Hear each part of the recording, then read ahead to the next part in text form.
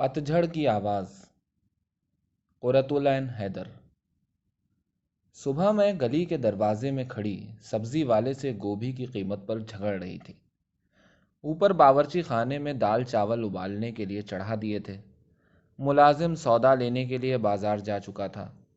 غسل خانے میں وقار صاحب چینی کی چلمچی کے اوپر لگے ہوئے مدھم آئینے میں اپنی صورت دیکھتے ہوئے گنگنا رہے تھے اور شیو کرتے جاتے تھے۔ میں سبزی والے سے بحث کرنے کے ساتھ ساتھ سوچنے میں مصروف تھی کہ رات کے کھانے کے لیے کیا کیا تیار کیا جائے۔ اتنے میں سامنے ایک کار آن کر رکی۔ ایک لڑکی نے کھڑکی میں سے جھانکا اور پھر دروازہ کھول کر باہر اتر آئی۔ میں پیسے گن رہی تھی، اس لیے میں نے اسے نہ دیکھا۔ وہ ایک قدم آگے بڑھی۔ اب میں نے سر اٹھا کر اس پر نظر ڈالی۔ ارے تم، اس نے ہکا بکا ہو کر کہا اور وہیں ٹھٹک کر رہ گئی۔ ایسا لگا جیسے وہ مدتوں سے مجھے مردہ تصور کر چکی ہے اور اب میرا بھوت اس کے سامنے کھڑا ہے۔ اس کی آنکھوں میں ایک لہجے کے لیے جو دہشت میں نے دیکھی، اس کی یاد نے مجھے باولا کر دیا۔ میں تو سوچ سوچ کے دیوانی ہو جاؤں گی۔ یہ لڑکی، اس کا نام تک ذہن میں محفوظ نہیں، اور اس وقت میں نے جھینپ کے مارے اس سے پوچھا بھی نہیں، ورنہ وہ کتنا برا مانتی۔ میرے ساتھ دلی کے کوئن میری میں پڑھتی تھی۔ یہ 20 سال پہلے کی بات ہے۔ میں اس وقت کوئی 17 سال کی رہی ہوں گی، مگر میری صحت اتنی اچھی تھی کہ اپنی عمر سے کہیں بڑی معلوم ہوتی تھی، اور میری خوبصورتی کی دھوم مچنی شروع ہو چکی تھی۔ دلی میں قاعدہ تھا کہ لڑکے والیاں اسکول اسکول گھوم کے لڑکیاں پسند کرتی پھرتی تھیں، اور جو لڑکی پسند آتی تھی اس کے گھر رقعہ بھیجوا دیا جاتا تھا۔ اسی زمانے میں مجھے معلوم ہوا کہ اس لڑکی کی ماں، خالہ وغیرہ نے مجھے پسند کر لیا ہے، اسکول ڈے کے جلسے کے روز دیکھ کر، اور اب وہ مجھے بہو بنانے پر تلی بیٹھی ہیں۔ یہ لوگ نور جہاں روڈ پر رہتے تھے، اور لڑکا حال ہی میں ریزرو بینک آف انڈیا میں 200-150 روپے ماہوار کا نوکر ہوا تھا۔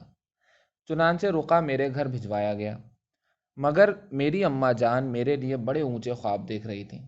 میرے والدین دلی سے باہر میرٹھ میں رہتے تھے، اور ابھی میرے بیاہ کا کوئی سوال ہی پیدا نہ ہوتا تھا، لہٰذا وہ پیغام فی الفور نامنظور کر دیا گیا۔ اس کے بعد اس لڑکی نے کچھ عرصے میرے ساتھ کالج میں بھی پڑھا، پھر اس کی شادی ہو گئی اور وہ کالج چھوڑ کر چلی گئی۔ آج اتنے عرصے بعد لاہور کی مال روڈ کے پچھواڑے اس گلی میں میری اس سے مدبھیڑ ہوئی۔ میں نے اس سے کہا، اوپر آؤ، چائے وائے پیو، پھر اطمینان سے بیٹھ کر باتیں کریں گے۔ لیکن اس نے کہا، میں جلدی میں کسی سسرالی رشتہ دار کا مکان تلاش کرتی ہوئی اس گلی میں آ نکلی تھی، انشاءاللہ پھر کبھی ضرور آؤں گی۔ اس کے بعد وہیں کھڑے کھڑے اس نے جلدی جلدی نام بنام ساری پرانی دوستوں کے قصے سنائے۔ کون کہاں ہے اور کیا کر رہی ہے۔ سلیمہ بریگیڈیئر فلاں کی بیوی ہے، 4 بچے ہیں۔ فرخندہ کا میاں فارن سروس میں ہے، اس کی بڑی لڑکی لندن میں پڑھ رہی ہے۔ ریحانہ فلاں کالج میں پرنسپل ہے۔ سعدیہ امریکہ سے ڈھیروں ڈگریاں لے آئی ہے اور کراچی میں کسی اونچی ملازمت پر براجمان ہے۔ کالج کی ہندو ساتھیوں کے حالات سے بھی وہ باخبر تھی۔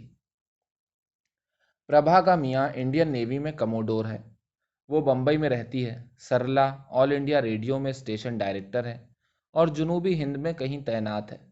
لتیکا بڑی مشہور آرٹسٹ بن چکی ہے اور نئی دلی میں اس کا اسٹوڈیو ہے، وغیرہ وغیرہ۔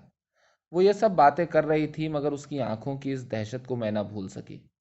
اس نے کہا، میں، سعدیہ، ریحانہ وغیرہ جب بھی کراچی میں اکٹھے ہوتے ہیں تمہیں برابر یاد کرتے ہیں۔ واقعی؟ میں نے کھوکھلی ہنسی ہنس کر پوچھا۔ معلوم تھا مجھے کن الفاظ میں یاد کیا جاتا ہوگا۔ پچھل پائیاں! ارے کیا یہ لوگ میری سہیلیاں تھیں؟ عورتیں دراصل ایک دوسرے کے حق میں چڑیلیں ہوتی ہیں، کٹنیاں، ہرافائیں۔ اس نے مجھ سے یہ بھی نہیں دریافت کیا کہ میں یہاں نیم تاریک سنسان گلی میں اس کھنڈر ایسے مکان کے شکستہ زینے پر کیا کر رہی ہوں۔ اسے معلوم تھا۔ عورتوں کی انٹیلیجنس سروس اتنی زبردست ہوتی ہے کہ انٹرپول بھی اس کے آگے پانی بھرے۔ اور پھر میرا قصہ تو علم نشرہ ہے۔ میری حیثیت کوئی قابل ذکر نہیں، گمنام ہستی ہوں، اس لیے کسی کو میری پرواہ نہیں، خود مجھے بھی اپنی پرواہ نہیں۔ میں تنویر فاطمہ ہوں۔ میرے ابا میرٹھ کے رہنے والے تھے، معمولی حیثیت کے زمیندار تھے۔ ہمارے یہاں بڑا سخت پردہ کیا جاتا تھا۔ خود میرا میرے چچا زاد پھوپھی زاد بھائیوں سے پردہ تھا۔ میں بے انتہا لاڈوں کی پلی چہیتی لڑکی تھی، جب میں نے اسکول میں بہت سے وظیفے حاصل کر لیے تو میٹرک کرنے کے لیے خاص طور پر میرا داخلہ کوئن میری اسکول میں کرایا گیا۔ انٹر کے لیے میں علی گڑھ بھیج دی گئی۔ علی گڑھ گرلز کالج کا زمانہ میری زندگی کا بہترین دور تھا۔ کیسا خواب آگیں دور تھا! میں جذبات پرست نہیں، لیکن اب بھی جب کالج کا صحن، روشیں، گھاس کے اونچے پودے، درختوں پر جھکی بارش، نمائش کے میدان میں گھومتے ہوئے کالے برقعوں کے پرے، ہاسٹل کے پتلے پتلے برآمدوں، چھوٹے چھوٹے کمروں کی وہ شدید گھریلو فضائیں یاد آتی ہیں تو جی ڈوب سا جاتا ہے۔ ایم ایس سی کے لیے میں پھر دلی آ گئی۔ یہاں کالج میں میرے ساتھ یہی سب لڑکیاں پڑھتی تھیں، ریحانہ، سعدیہ، پربھا، فلانی ڈھمکانی۔ مجھے لڑکیاں کبھی پسند نہ آئیں۔ مجھے دنیا میں زیادہ تر لوگ پسند نہیں آئے۔ بیشتر لوگ محض تضییع اوقات ہیں۔ میں بہت مغرور تھی۔ حسن ایسی چیز ہے کہ انسان کا دماغ خراب ہوتے دیر نہیں لگتی۔ پھر میں تو بقول شخص لاکھوں میں ایک تھی۔ شیشے کا ایسا جھلکتا ہوا رنگ، سرخی مائل سنہرے بال، بے حد شاندار ڈیل ڈول بنارسی ساڑی پہن لوں تو بالکل کہیں کی مہارانی معلوم ہوتی تھی۔ یہ جنگ کا زمانہ تھا یا شاید جنگ اسی سال ختم ہوئی تھی، مجھے اچھی طرح یاد نہیں۔ بہرحال دلی پر بہار آئی ہوئی تھی۔ کروڑ پتی کاروباریوں اور حکومت ہند کے اعلیٰ افسروں کی لڑکیاں، ہندو، سکھ، مسلمان، لمبی لمبی موٹروں میں اڑی اڑی پھرتیں۔ نت نئی پارٹیاں، جلسے، ہنگامے۔ آج اندر پرست کالج میں ڈرامہ ہے، کل مرانڈا ہاؤس میں، پرسوں لیڈی ایرون کالج میں کانسرٹ ہے، لیڈی ہارڈنگ اور سینٹ اسٹیونز کالج، چیمسفرڈ کلب، روشن آرا، امپیریل جم خانہ، غرض کے ہر طرف الف لیلہ کے باب بکھرے پڑے تھے۔ ہر جگہ نوجوان فوجی افسروں اور سول سروس کے بن بیاہے عہدیداروں کے پرے ڈولتے نظر آتے۔ ایک ہنگامہ تھا۔ پربھا اور سرلا کے ہمراہ ایک روز میں دلجیت کور کے یہاں، جو ایک کروڑ پتی کانٹریکٹر کی لڑکی تھی، کنگ ایڈورڈ روڈ کی ایک شاندار کوٹھی میں گارڈن پارٹی کے لیے مدعو تھی۔ یہاں میری ملاقات میجر خوشوقت سنگھ سے ہوئی۔ یہ جھانسی کی طرف کا چوہان راجپوت تھا۔ لمبا تڑنگا کالا بھجنگ، لامبی لامبی اوپر کو مڑی ہوئی نوکیلی مونچھیں، بے حد چمکیلے اور خوبصورت دانت۔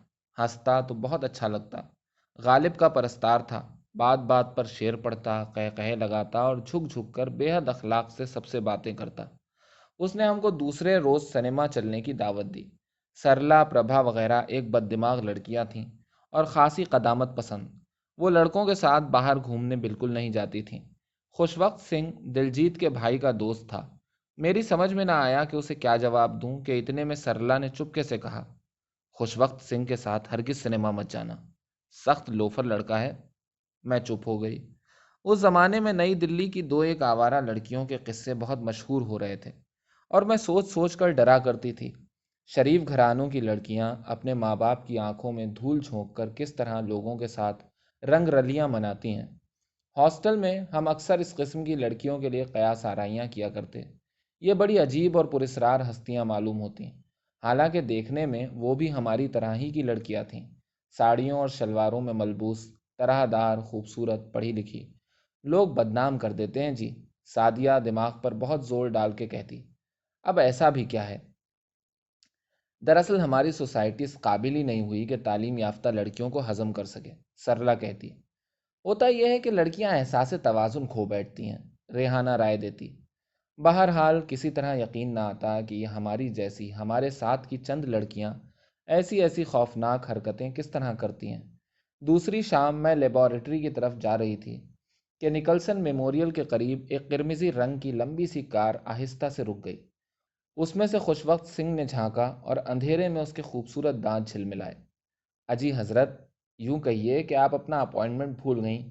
جی، میں نے ہڑبڑا کر کہا۔ حضور والا، چلیے میرے ساتھ فوراً۔ یہ شام کا وقت لیبارٹری میں گھس کر بیٹھنے کا نہیں ہے۔ اتنا پڑھ کر کیا کیجیے گا؟ میں نے بالکل غیر ارادی طور پر چاروں طرف دیکھا اور کار میں دبک کر بیٹھ گئی۔ ہم نے کناٹ پلیس جا کر ایک انگریزی فلم دیکھی، اس کے اگلے روز بھی۔ اس کے بعد ایک ہفتے تک میں نے خوب سیریں اس کے ساتھ کیں۔ وہ میڈنز میں ٹھہرا ہوا تھا۔ اس ہفتے کے آخر تک میں میجر خوشوقت سنگھ کی مسٹریس بن چکی تھی۔ میں لٹریری نہیں ہوں۔ میں نے چینی، جاپانی، روسی، انگریزی یا اردو شاعری کا مطالعہ نہیں کیا۔ ادب پڑھنا میرے نزدیک وقت ضائع کرنا ہے۔ 15 برس کی عمر سے سائنس میرا اوڑھنا بچھونا رہا ہے۔ میں نہیں جانتی کہ مابعد الطبیعیاتی تصورات کیا ہوتے ہیں۔ مسٹک کشش کے کیا معنی ہیں۔ شاعری اور فلسفے کے لیے نہ میرے پاس فرصت جب تھی نہ اب ہے۔ میں بڑے بڑے مبہم، غیر واضح اور پراسرار الفاظ بھی استعمال نہیں کر سکتی۔ بہرحال 15 روز کے اندر اندر یہ واقعہ بھی کم و بیش کالج میں سب کو معلوم ہو چکا تھا، لیکن مجھ میں اپنے اندر ہمیشہ سے بڑی عجیب سی خود اعتمادی تھی۔ میں نے اب پرواہ نہیں کی۔ پہلے بھی میں لوگوں سے بول چال بہت کم رکھتی تھی۔ سرلا وغیرہ کا گروہ اب مجھے ایسی نظروں سے دیکھتا گویا میں مریخ سے اتر کر آئی ہوں یا میرے سر پر سینگ ہے۔ ڈائننگ ہال میں میرے باہر جانے کے بعد گھنٹوں میرے قصے دہرائے جاتے۔ اپنی انٹیلیجنس سروس کے ذریعے میرے اور خوشوقت سنگھ کے بارے میں ان کو پل پل کی خبر رہتی۔ ہم لوگ شام کو کہاں گئے، رات نئی دلی کے کون سے بال روم میں ناچے۔ خوشوقت مارکے کا ڈانسر تھا، اس نے مجھے ناچنا بھی سکھا دیا تھا۔ خوشوقت نے مجھے کیا کیا تحائف کون کون سی دکانوں سے خرید کر دیے۔ خوشوقت سنگھ مجھے مارتا بہت تھا اور مجھ سے اتنی محبت کرتا تھا جو آج تک دنیا میں کسی مرد نے کسی عورت سے نہ کی ہوگی۔ کئی مہینے گزر گئے، میرے ایم ایس سی پریویس کے امتحان سر پر آ گئے اور میں پڑھنے میں مصروف ہو گئی۔ امتحانات کے بعد اس نے کہا، جانے من دل ربا، چلو کسی خاموش سے پہاڑ پر چلیں، سولن، ڈل ہوزی، لینس ڈاؤن۔ میں چند روز کے لیے میرٹھ گئی اور ابا سے یہ کہہ کر، اماں جان کا جب میں 3rd ایئر میں تھی تو انتقال ہو گیا تھا، دلی واپس آ گئی کہ فائنل ایئر کے لیے بے حد پڑھائی کرنی ہے۔ شمالی ہند کے پہاڑی مقامات پر بہت سے شناساؤں کے ملنے کا امکان تھا، اس لیے ہم دور جنوب میں اوٹی چلے گئے، وہاں مہینہ بھر رہے۔ خوشوقت کی چھٹی ختم ہو گئی تو دلی واپس آ کر تیمار پور کے ایک بنگلے میں ٹک گئے۔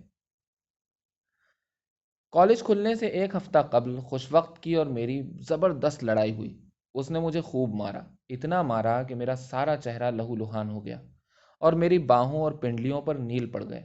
لڑائی کی وجہ اس کی وہ مردار عیسائی منگیتر تھی جو جانے کہاں سے ٹپک پڑی تھی اور سارے میں میرے خلاف زہر اگلتی پھر رہی تھی۔ اگر اس کا بس چلتا تو مجھے کچا چبا جاتی۔ یہ 420 لڑکی جنگ کے زمانے میں فوج میں تھی اور خوشوقت کو برما کے محاذ پر ملی تھی۔ خوشوقت نے جانے کس طرح اس سے شادی کا وعدہ کر لیا تھا، لیکن مجھ سے ملنے کے بعد اب وہ اس کی انگوٹھی واپس کرنے پر تلا بیٹھا تھا۔ اس رات تیمار پور کے اس سنسان بنگلے میں اس نے میرے آگے ہاتھ جوڑے اور رو رو کر مجھ سے کہا کہ میں اس سے بیاہ کر لوں ورنہ وہ مر جائے گا۔ میں نے کہا ہرگز نہیں، قیامت تک نہیں۔ میں اعلیٰ خاندان سید زادی، بھلا اس کالے تمباکو کے پنڈے ہندو جاٹ سے بیاہ کر کے خاندان کے ماتھے پر کلنک کا ٹیکا لگاتی؟ میں تو اس حسین و جمیل کسی بہت اونچے مسلمان گھرانے کے چشم و چراغ کے خواب دیکھ رہی تھی، جو ایک روز دیر یا سویر بارات لے کر مجھے بیاہنے آئے گا۔ ہمارا عارسی مصحف ہوگا، میں سحرے جلوے سے رخصت ہو کر اس کے گھر جاؤں گی۔ بجلی بسن نندیں دروازے پر دہلیز روک کر اپنے بھائی سے نیک کے لیے جھگڑیں گی، میراسنیں ڈھولک لیے کھڑی ہوں گی، کیا کیا کچھ ہوگا۔ میں نے کیا ہندو مسلم شادیوں کا حشر دیکھا نہیں تھا؟ کئیوں نے ترقی پسندی یا جذبہ عشق کے جوش میں آ کر ہندوؤں سے بیاہ رچائے اور سال بھر کے اندر جوتیوں میں دال بٹی۔ بچوں کا جو حشر خراب ہوا وہ الگ، نہ ادھر کے رہے نہ ادھر کے۔ میرے انکار پر خوشوقت نے جوتے لات سے میرا مار مار کر بھورکس نکال دیا اور تیسرے دن اس ڈائن کالی بلا کیتھرین دھرم داس کے ساتھ آگرے چلا گیا، جہاں اس نے اس بدذات لڑکی سے سول میرج کر لی۔ جب میں نئی ٹرم کے آغاز پر ہاسٹل پہنچی تو اس حلیے سے کہ میرے سر اور چہرے پر پٹی بندھی ہوئی تھی، ابا کو میں نے لکھ بھیجا کہ لیبارٹری میں ایک تجربہ کر رہی تھی، ایک خطرناک مادہ بھگ سے اڑا اور اس سے میرا منہ تھوڑا سا جل گیا۔ اب بالکل ٹھیک ہوں، فکر نہ کیجیے۔ لڑکیوں کو تو سارا قصہ پہلے ہی معلوم ہو چکا تھا، لہٰذا انہوں نے اخلاقاً میری خیریت بھی نہ پوچھی۔ اتنے بڑے سکینڈل کے بعد مجھے ہاسٹل میں رہنے کی اجازت نہ دی جاتی، مگر ہاسٹل کی وارڈن خوشوقت سنگھ کی بہت دوست تھی، اس لیے سب خاموش رہے۔ اس کے علاوہ کسی کے پاس کسی طرح کا ثبوت بھی نہ تھا۔ کالج کی لڑکیوں کو لوگ یوں بھی خوامخواہ بدنام کرنے پر تلے رہتے ہیں۔ مجھے وہ وقت اچھی طرح یاد ہے جیسے کل کی بات ہو۔ صبح کے 10-11 بجے ہوں گے۔ ریلوے اسٹیشن سے لڑکیوں کے تانگے آ کر پھاٹک میں داخل ہو رہے تھے۔ ہاسٹل کے لان پر برگد کے درخت کے نیچے لڑکیاں اپنا اپنا اسباب اتروا کر رکھوا رہی تھیں۔ بڑی سخت چل پول مچا رکھی تھی۔ جس وقت میں اپنے تانگے سے اتری، وہ میرا ڈھاٹے سے بندھا ہوا سفید چہرہ دیکھ کر ایسی حیرت زدہ ہوئیں جیسے سب کو سانپ سونگھ گیا ہو۔ میں نے سامان چوکیدار کے سر پر رکھوایا اور اپنے کمرے کی طرف چلی گئی۔ دوپہر کو جب میں کھانے کی میز پر آن کر بیٹھی تو ان قطاماؤں نے मुझसे उस अखलाक से इधर उधर की बातें शुरू की जिनसे अच्छी तरह ये जाहिर हो जाए कि मेरे हादसे की असल वजह जानती हैं और मुझे निदामत से बचाने के लिए उसका तस्करा ही नहीं कर रही हैं। उनमें से एक ने, जो उस चंडाल चौकड़ी की गुरु और उन सब की उस्ताद थी, रात को खाने की मेज़ पर फैसला सादिर किया कि मैं नफ्सियात की इस्तिलाह में निम्फोमेनियक हूँ। मुझे मेरी जासूसों के ज़रिए ये इत्तला फ़ौरन ऊपर पहुँच गई, जहाँ मैं उस वक्त अपने कमरे में खिड़की के पास टेबल लैंप लगाए पढ़ाई में मसरूफ़ थी। और इस तरह की बातें तो अब आम थीं कि एक मछली सारे जल को गंदा करती है, इसीलिए तो लड़कियों की बेपर्दगी आज़ादी ख़तरनाक और आला तालीम बदनाम है, वगैरह वगैरह। मैं अपनी हद तक 100% इन आरा से मुत्तफ़िक़ थी। मैं ख़ुद सोचती थी कि बाज़ अच्छी खासी भली चंगी आला तालीम याफ्ता लड़कियां आवारा क्यों हो जाती हैं। एक थ्योरी थी कि वही लड़कियां आवारा होती हैं जिनका आईक्यू बहुत कम होता है। ज़हीन इंसान कभी अपनी तबाही की तरफ जानबूझकर कदम ना उठाएगा। मगर मैंने तो अच्छी खासी समझदार तेज़ो तर्रार लड़कियों को लोफरी करते देखा था। दूसरी थ्योरी थी कि सैर तफरीह, रुपए पैसे, ऐशो आसाइश की ज़िंदगी, कीमती तहाइफ का लालच, रोमान की तलाश, एडवेंचर की ख्वाहिश या महज उकताहट या पर्दे की कैदोबंद के बाद आज़ादी की फ़िज़ा में दाखिल होकर पुरानी अक़दार से बगावत, इस सूरत हाल की चंद वजूह हैं। ये सब बातें ज़रूर होंगी, वरना और क्या वजह हो सकती है। मैं फ़र्स्ट टर्मिनल इम्तिहान से फ़ारिग हुई थी कि खुशवक्त फिरान पहुंचा। उसने मुझे लेबॉरेटरी फ़ोन किया कि मैं निर्दला में 6 बजे उससे मिलूं। मैंने ऐसा ही किया। वो कैथरीन को अपने माँ बाप के यहाँ छोड़कर सरकारी काम से दिल्ली आया था। इस मर्तबा हम हवाई जहाज़ से 1 हफ्ते के लिए बम्बई चले गए। इसके बाद उससे हर दूसरे तीसरे महीने मिलना होता रहा। 1 साल निकल गया। अबके से जब वो दिल्ली आया तो उसने अपने एक जिगरी दोस्त को मुझे लेने के लिए मोटर लेकर भेजा, क्योंकि वो लखनऊ से लाहौर जाते हुए पालम पर चंद घंटे के लिए ठहरा था। ये दोस्त दिल्ली के एक बड़े मुसलमान ताजिर का लड़का था। लड़का तो खैर नहीं कहना चाहिए, उस वक्त भी वो 40 के पेटे में रहा होगा। बीवी बच्चों वाला, ताड़ का सा कद, बेहद गलत अंग्रेज़ी बोलता था। काला, बदक़ता, बिल्कुल चिड़ी मार की शक्ल, हुश सिफत। खुश वक्त अब की मर्तबा दिल्ली से गया तो फिर कभी वापस ना आया, क्योंकि अब मैं फ़ारूक की मिस्ट्रेस बन चुकी थी। फ़ारूक के साथ अब मैं उसकी मंगेतर की हैसियत से बाकायदा दिल्ली की ऊंची सोसाइटी में शामिल हो गई। मुसलमानों में तो 4 शादियां जायज़ हैं, लिहाजा ये कोई बहुत बुरी बात न थी। यानी मज़हब के नुक्ते निगाह से कि वो अपनी अनपढ़ अधेड़ उम्र की पर्दे की बूबू की मौजूदगी में एक तालीम याफ्ता लड़की से शादी करना चाहता था, जो 4 आदमियों में ढंग से उठ बैठ सके। और फिर दौलतमंद तबके में सब कुछ जायज़ है। ये तो हमारी मिडिल क्लास के कवानीन हैं कि ये ना करो वो ना करो। तवील छुट्टियों के ज़माने में फ़ारूक ने भी मुझे खूब सैरें कराईं। कलकत्ता, लखनऊ, अजमेर, कौन जगह थी जो मैंने उसके साथ ना देखी। उसने मुझे हीरे जवाहरात के गहनों से लाद दिया। अब्बा को लिख बेचती थी कि यूनिवर्सिटी के तालिब इल्मों के हमराह टूर पर जा रही हूँ, या फ़लाँ जगह एक साइंस कॉन्फ्रेंस में शिरकत के लिए मुझे बुलाया गया है। लेकिन साथ ही साथ मुझे अपना तालीमी रिकॉर्ड ऊंचा रखने की धुन थी। फ़ाइनल इम्तिहान में मैंने बहुत ही ख़राब पर्चे किए और इम्तिहान ख़त्म होते ही घर चली गई। उसी ज़माने में दिल्ली में गड़बड़ शुरू हुई और फसादात का भूचाल आ गया। फ़ारूक ने मुझे मेरठ ख़त लिखा कि तुम फ़ौरन पाकिस्तान चली जाओ, मैं तुमसे वहीं मिलूँगा। मेरा पहले ही से ये इरादा था। अब्बा भी बेहद परेशान थे और यही चाहते थे कि इन हालात में अब मैं इंडिया में ना रहूँ, जहाँ शरीफ मुसलमान लड़कियों की इज़्ज़तें मुस्तकिल ख़तरे में हैं। पाकिस्तान अपना इस्लामी मुल्क था, उसकी बात ही क्या थी। अब्बा जायदाद वगैरह की वजह से फ़िलहाल तर्क वतन ना कर सकते थे। मेरे भाई दोनों बहुत छोटे छोटे थे और अम्मा जान के इंतकाल के बाद अब्बा ने उनको मेरी खाला के पास हैदराबाद दक्कन भेज दिया था। मेरा रिज़ल्ट निकल चुका था और मैं 3rd डिवीज़न में पास हुई थी। मेरा दिल टूट गया। जब बल्बों का ज़ोर ज़रा कम हुआ तो मैं हवाई जहाज़ से लाहौर आ गई।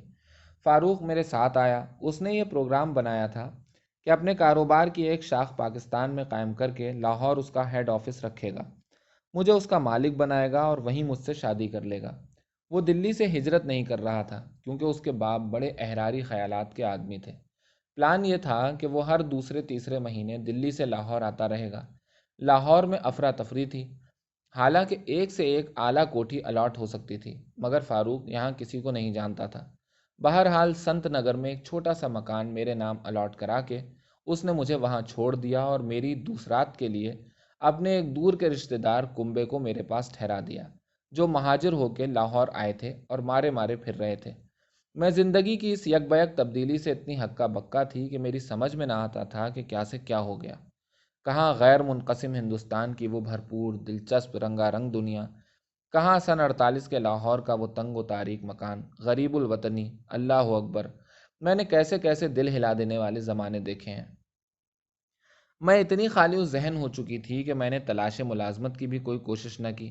روپے کی طرف سے فکر نہ تھی کیونکہ فاروق میرے نام 10,000 روپیہ جمع کرا گیا تھا۔ صرف 10,000۔ وہ خود کروڑوں کا آدمی تھا، مگر اس وقت میری سمجھ میں کچھ نہ آتا تھا، اب بھی نہیں آتا۔ دن گزرتے گئے، میں صبح سے شام تک پلنگ پر پڑی فاروق کے رشتے کی خالہ یا نانی جو کچھ بھی وہ بڑی بھی تھیں، ان سے ان کی ہجرت کے مصائب کی داستان اور ان کی سابقہ امارت کے قصے سنا کرتی اور پان پہ پان کھاتی، یا ان کی میٹرک میں پڑھنے والی بیٹی کو الجبرا جیومیٹری سکھلایا کرتی۔ ان کا بیٹا فاروق کی برائے نام بزنس کی دیکھ بھال کر رہا تھا۔ فاروق سال میں 5-6 چکر لگا لیتا۔ اب لاہور کی زندگی رفتہ رفتہ نارمل ہوتی جا رہی تھی۔ اس کی آمد سے میرے دن کچھ رونق کے کٹتے۔ اس کی خالہ بڑے اہتمام سے دلی کے کھانے اس کے لیے تیار کرتی۔ میں مال کے ہیئر ڈریسر کے یہاں جا کر اپنے بال سیٹ کرواتی۔ شام کو ہم دونوں جم خانہ کلب چلے جاتے اور وہاں ایک کونے کی میز پر بیئر کا گلاس سامنے رکھے فاروق مجھے دلی کے واقعات سناتا۔ وہ بے تکان بولے چلا جاتا یا پھر دفتن چپ ہو کر کمرے میں آنے والی اجنبی عورتوں کو دیکھتا رہتا۔ اس نے شادی کا کبھی کوئی ذکر نہیں کیا، میں نے بھی اس سے نہیں کہا۔ میں اب اکتا چکی تھی، کسی چیز سے کوئی فرق نہیں پڑتا۔ جب وہ دلی واپس چلا جاتا تو میں ہر 15ویں دن اپنی خیریت کا خط اور اس کے کاروبار کا حال لکھ بھیجتی اور لکھ دیتی کہ اب کی دفعہ آئے تو کناٹ پلیس یا چاندنی چوک کی فلاں دکان سے فلاں فلاں قسم کی ساڑیاں لیتا ہے، کیونکہ پاکستان میں اچھی ساڑیاں ناپید ہیں۔ ایک روز میرٹھ سے چچا میاں کا خط آیا کہ ابا کا انتقال ہو گیا۔ جب احمد مرسل نہ رہے کون رہے گا؟ میں جذبات سے واقف نہیں ہوں، مگر باپ مجھ پر جان چھڑکتے تھے۔ ان کی موت کا مجھے سخت صدمہ ہوا۔ فاروق نے مجھے بڑے پیار کے دلاسے بھرے خط لکھے تو ذرا ڈھارس بندھی۔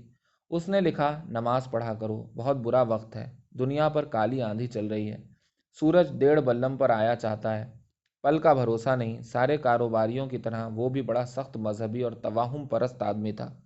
پابندی سے اجمیر شریف جاتا، نجومیوں، رمالوں، پنڈتوں، سیانوں، پیروں، فقیروں، اچھے اور برے شگونوں، خوابوں کی تعبیر، غرض کے ہر چیز کا قائل تھا۔ 1 مہینہ میں نے نماز پڑھی، مگر جب میں سجدے میں جاتی تو دل چاہتا خوب زور زور سے ہنسوں۔ ملک میں سائنس کی خواتین لیکچراروں کی بڑی زبردست مانگ تھی۔ جب مجھے ایک مقامی کالج والوں نے بے حد مجبور کیا تو میں نے پڑھانا شروع کر دیا۔ حالانکہ ٹیچری کرنے سے مجھے سخت نفرت ہے۔ کچھ عرصے بعد مجھے پنجاب کے ایک دور افتادہ ضلع کے گرلز کالج میں بلا لیا گیا۔ کئی سال تک میں نے وہاں کام کیا۔ مجھ سے میری طالب علم لڑکیاں اکثر پوچھتیں، ہائے اللہ مس تنویر، آپ اتنی پیاری سی ہیں، آپ اپنے کروڑ پتی منگیتر سے شادی کیوں نہیں کرتی؟ اس سوال کا خود میرے پاس کوئی جواب نہ تھا۔ یہ نیا ملک تھا، نئے لوگ، نیا معاشرہ، یہاں کسی کو میرے ماضی کا علم نہ تھا۔ کوئی بھی بھلا مانس مجھ سے شادی کرنے کے لیے تیار ہو سکتا تھا، لیکن بھلے مانس، خوش شکل، سیدھے سادے، شریف زادے مجھے پسند ہی نہیں آتے تھے۔ میں کیا کرتی؟ دلی کے قصے دلی میں رہ گئے، اور پھر میں نے تو یہ دیکھا ہے کہ ایک سے ایک حرافہ لڑکیاں اب ایسی پارسا بنی ہوئی ہیں کہ دیکھا ہی کیجیے۔ خود ایڈتھ ہری رام اور رانی خان کی مثال میرے سامنے موجود ہے۔ اب فاروق بھی کبھی کبھی آتا۔ ہم لوگ اس طرح ملتے گویا 20 برس کے پرانے شادی شدہ میاں بیوی ہیں جن کے پاس سارے نئے موضوع ختم ہو چکے ہیں۔ اب سکون اور آرام اور ٹھہراؤ کا وقت ہے۔ فاروق کی بیٹی کی حال ہی میں دلی میں شادی ہوئی ہے۔ اس کا لڑکا آکسفورڈ جا چکا ہے، بیوی کو مستقل دمہ رہتا ہے۔ فاروق نے اپنے کاروبار کی شاخیں باہر کے کئی ملکوں میں پھیلا دی ہیں۔ نینی تال میں نیا بنگلہ بنوا رہا ہے۔ فاروق اپنے خاندان کے قصے، کاروبار کے معاملات مجھے تفصیل سے سنایا کرتا اور میں اس کے لیے پان بناتی رہتی۔ ایک مرتبہ میں چھٹیوں میں کالج سے لاہور آئی تو فاروق کے ایک پرانے دوست سید وقار حسین خان سے میری ملاقات ہوئی۔ یہ بھی اپنے پرانے وقت کے اکیلے تھے اور کچھ کم کمرو نہ تھے۔ دراز قد، موٹے تازے، سیاہ توا ایسا رنگ، عمر میں 45 کے لگ بھگ، اچھے خاصے دیوزاد معلوم ہوتے۔ ان کو میں نے پہلی مرتبہ نئی دلی میں دیکھا تھا، جہاں ان کا ڈانسنگ اسکول تھا۔ یہ رامپور کے ایک شریف گھرانے کے اکلوتے فرزند تھے۔ بچپن میں گھر سے بھاگ گئے، سرکس، کارنیول اور تھیٹر کمپنیوں کے ساتھ ملکوں میں گھومے۔ Singapore, Hong Kong, Shanghai, London, جانے کہاں کہاں ان گنت قومیتوں اور نسلوں کی عورتوں سے وقتاً فوقتاً شادیاں رچائیں۔ ان کی موجودہ بیوی اڑیسہ کے ایک مارواڑی مہاجن کی لڑکی تھی جس کو یہ کلکتے سے اڑا لائے تھے۔ 12-15 سال قبل میں نے اسے دلی میں دیکھا تھا۔ سانولی سلونی سی پستہ قد لڑکی تھی، اس کی شکل پر عجیب طرح کا علم برستا، مگر سنا تھا کہ بڑی پتی ورتا عورت تھی۔ میاں کی بدسلوکیوں سے تنگ آ کر ادھر ادھر بھاگ جاتی، لیکن چند روز کے بعد پھر واپس موجود۔ خان صاحب نے کناٹ سرکس کی ایک بلڈنگ کی تیسری منزل میں انگریزی ناچ سکھانے کا اسکول کھول رکھا تھا، جس میں وہ اور ان کی بیوی اور 2 اینگلو انڈین لڑکیاں گویا اسٹاف میں شامل تھیں۔ جنگ کے زمانے میں اس اسکول پر خون برسا۔ اتوار کے روز ان کے یہاں صبح کو جم سیشن ہوا کرتے۔ ایک مرتبہ میں بھی خوش وقت کے ساتھ وہاں گئی تھی۔ سنا تھا کہ وقار صاحب کی بیوی ایسی مہاستی انسویا کی اوتار ہیں کہ ان کے میاں حکم دیتے ہیں کہ فلاں فلاں لڑکی سے بہناپا گانٹھو اور پھر اسے مجھ سے ملانے کے لیے لے کر آؤ، اور وہ نیک بخت ایسا ہی کرتی۔ ایک بار وہ ہمارے ہاسٹل میں آئی اور چند لڑکیوں کے سر ہوئی کہ اس کے ساتھ 12 کھمبا روڈ چل کر چائے پئیں۔ تقسیم کے بعد وقار صاحب بقول شخص سے لٹ لٹا کر لاہور آن پہنچے تھے اور مال روڈ کے پچھواڑے ایک فلیٹ الاٹ کروا کے اس میں اپنا اسکول کھول لیا تھا۔ شروع میں کاروبار مندہ رہا، دلوں پر مردنی چھائی تھی، ناچنے گانے کا کسے ہوش تھا۔ اس فلیٹ میں تقسیم سے پہلے آریہ سماجی ہندوؤں کا میوزک اسکول تھا۔ لکڑی کے فرش کا ہال، پہلو میں 2 چھوٹے کمرے، غسل خانہ اور باورچی خانہ، سامنے لکڑی کی بالکنی اور شکستہ ہلتا ہوا زینہ۔ ہند ماتا سنگیت مہا ودیالیہ کا بورڈ بالکنی کے جنگلے پر اب تک ٹیڑھا ٹنگا ہوا تھا۔ اسے اتار کر Waqar's school of ballroom and tap dancing کا بورڈ لگا دیا گیا۔ امریکی فلمی رسالوں سے تراش کر Gene Kelly, Fred Astaire, Frank Sinatra, Doris Day وغیرہ کی رنگین تصویریں ہال کی بوسیدہ دیواروں پر آویزاں کر دی گئیں اور اسکول چالو ہو گیا۔ ریکارڈوں کا تھوڑا سا ذخیرہ خان صاحب دلی سے ساتھ لیتے آئے تھے۔ گرامو فون اور سیکنڈ ہینڈ فرنیچر فاروق سے روپیہ قرض لے کر انہوں نے یہاں خرید لیا۔ کالج کے منچلے لونڈوں اور نئی دولت مند سوسائٹی کی تازہ تازہ فیشنیبل بیگمات کو خدا سلامت رکھے، 2-3 سال میں ان کا کام خوب چمک گیا۔ فاروق کی دوستی کی وجہ سے میرا اور ان کا کچھ بھاوج اور جیٹھ کا سا رشتہ ہو گیا تھا۔ وہ اکثر میری خیر خبر لینے آ جاتے۔ ان کی بیوی گھنٹوں میرے ساتھ پکانے، ریندھنے، سینے پرونے کی باتیں کیا کرتی۔ بیچاری مجھ سے بالکل جیٹھانی والا شفقت کا برتاؤ کرتی۔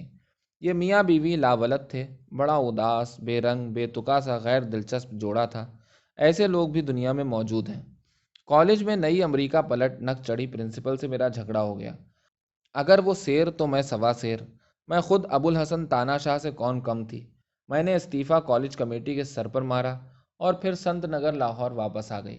میں پڑھاتے پڑھاتے اکتا چکی تھی۔ میں کوئی وظیفہ لے کر پی ایچ ڈی کے لیے باہر جا سکتی تھی، مگر اس ارادے کو بھی کل پر ٹالتی رہی۔ کل امریکنوں کے دفتر جاؤں گی جہاں وہ وظیفے بانٹتے ہیں، کل برٹش کونسل جاؤں گی، کل ایجوکیشن منسٹری میں اسکالرشپ کی درخواست بھیجوں گی۔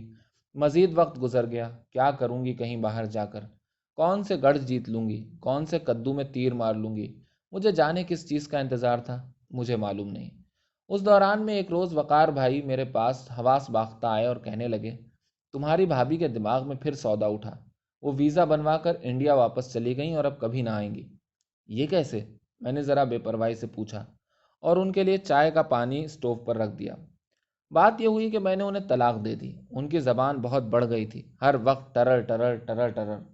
پھر انہوں نے سامنے کے کھرے پلنگ پر بیٹھ کر خالص شوہروں والے انداز میں بیوی کے خلاف شکایات کا ایک دفتر کھول دیا اور خود کو بے قصور اور حق بجانب ثابت کرنے کی کوشش میں مصروف رہے۔ میں بے پرواہی سے یہ ساری کتھا سنا کی۔ زندگی کی ہر بات اس قدر بے رنگ، غیر اہم، غیر ضروری اور بے معنی تھی۔ کچھ عرصے بعد وہ میرے یہاں آ کر بڑبڑائے، نوکروں نے ناک میں دم کر رکھا ہے، کبھی اتنا بھی تم سے نہیں ہوتا کہ ذرا آ کر بھائی کے گھر کی حالت ہی درست کر جاؤ؟ نوکروں کے کان ایٹھو، میں اسکول بھی چلاؤں اور گھر بھی۔ انہوں نے اس انداز سے شکایتاً کہا گویا ان کے گھر کا انتظام کرنا میرا فرض تھا۔ چند روز بعد میں اپنا سامان باندھ کر وقار صاحب کے کمروں میں منتقل ہو گئی اور ناچ سکھانے کے لیے ان کی اسسٹنٹ بھی بن گئی۔ اس کے مہینے بھر بعد پچھلے اتوار کو وقار صاحب نے ایک مولوی بلوا کر اپنے 2 چرکٹوں کی گواہی میں مجھ سے نکاح پڑھوا لیا۔ اب میں دن بھر گھر کے کام میں مصروف رہتی ہوں۔ میرا حسن و جمال ماضی کی داستانوں میں شامل ہو چکا ہے۔ مجھے شور و شغف، پارٹیاں، ہنگامے مطلق پسند نہیں، لیکن گھر میں ہر وقت چاچا اور کلپسو اور راک اینڈ رول کا شور مچتا رہتا ہے۔ بہرحال یہی میرا گھر ہے۔ میرے پاس اس وقت کئی کالجوں میں کیمسٹری پڑھانے کے آفر ہیں، مگر بھلا خانہ داری کے دھندوں سے کہیں فرصت ملتی ہے؟ نوکروں کا یہ حال ہے کہ آج رکھو کل غائب۔ میں نے زیادہ کی تمنا کبھی نہیں کی، صرف اتنا ہی چاہا کہ ایک اوسط درجے کی کوٹھی ہو، سواری کے لیے موٹر، تاکہ آرام سے ہر جگہ آ جا سکیں، ہم چشموں میں بے عزتی نہ ہو، چار ملنے والے آئیں تو بٹھانے کے لیے قرینے کا ٹھکانہ ہو، اور بس۔ اس وقت ہماری 1,500-2,000 ماہوار آمدنی ہے، جو دو میاں بیوی کے لیے ضرورت سے کہیں زیادہ ہے۔ انسان اپنی قسمت پر قانع ہو جائے تو سارے دکھ آپ سے آپ مٹ جاتے ہیں۔ شادی کر لینے کے بعد لڑکی کے سر کے اوپر چھت سی پڑ جاتی ہے۔ آج کل کی لڑکیاں جانے کس رو میں بہہ رہی ہیں، کس طرح یہ لوگ ہاتھوں سے نکل جاتی ہیں، جتنا سوچوں عجیب سا لگتا ہے اور حیرت ہوتی ہے۔ میں نے تو کبھی کسی سے فلرٹ تک نہ کیا۔ خوش وقت، فاروق اور اس سیاہ فام دیوزاد کے علاوہ جو میرا شوہر ہے، میں کسی چوتھے آدمی سے واقف نہیں۔ میں شدید بدمعاش تو نہیں تھی، نہ معلوم میں کیا تھی اور کیا ہوں۔ ریحانہ، سعدیہ، پربھا اور یہ لڑکی جس کی آنکھوں میں مجھے دیکھ کر دہشت پیدا ہوئی، شاید وہ مجھ سے زیادہ اچھی طرح مجھ سے واقف ہوں۔ اب خوش وقت کو یاد کرنے کا فائدہ؟ وقت گزر چکا، جانے اب تک وہ بریگیڈیئر میجر جنرل بن چکا ہو، آسام کی سرحد پر چینیوں کے خلاف مورچہ لگائے بیٹھا ہو، یا ہندوستان کی کسی ہری بھری چھاؤنی کے میس میں بیٹھا مونچھوں پر تاؤ دے رہا ہو اور مسکراتا ہو۔ شاید وہ کب کا کشمیر کے محاذ پر مارا جا چکا ہو، کیا معلوم۔ اندھیری راتوں میں آنکھیں کھولے چپ چاپ پڑی رہتی ہوں۔ سائنس نے مجھے عالم موجودات کے بہت سے رازوں سے واقف کرا دیا ہے۔ میں نے کیمسٹری پہ ان گنت کتابیں پڑھی ہیں، پہروں سوچا ہے، پر مجھے بڑا ڈر لگتا ہے۔ اندھیری راتوں میں مجھے بڑا ڈر لگتا ہے۔ خوش وقت سنگھ، خوش وقت سنگھ، تمہیں اب مجھ سے مطلب؟